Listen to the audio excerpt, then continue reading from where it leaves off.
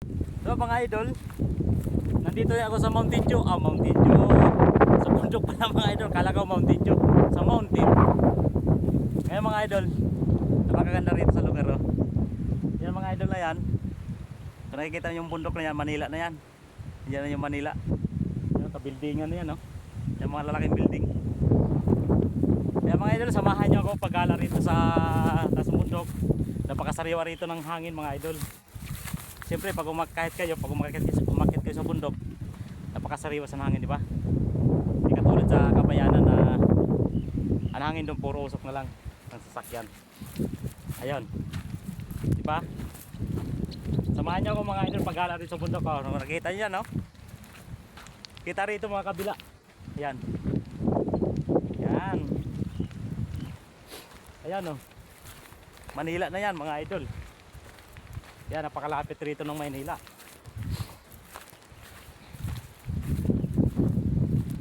Diba?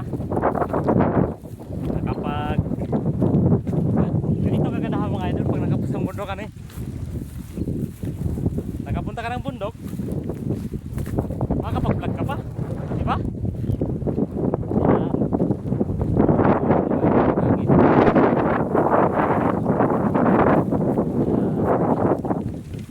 Sariwa ang hangin.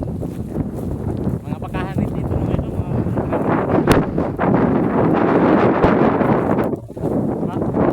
maganda na mga idol.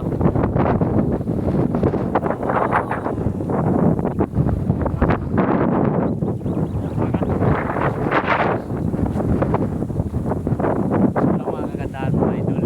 Yan. Diba? Nakapag-vlog ka pa, nakapaggala ka pa. Diba? Lakas ang hangin.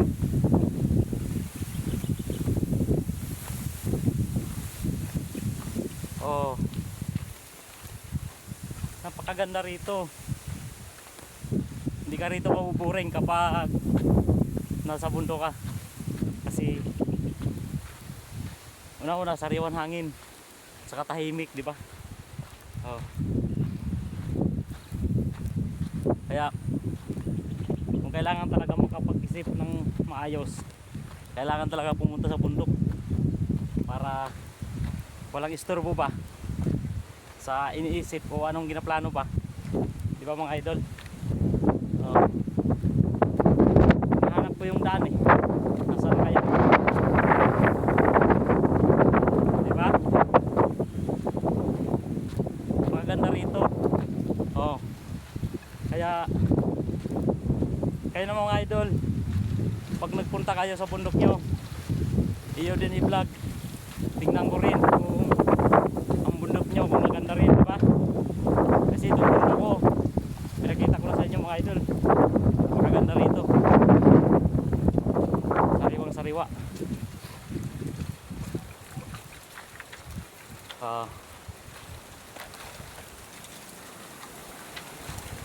Tingnan na yan mga idol. Oh, diba? Yan ang Manila. Oh.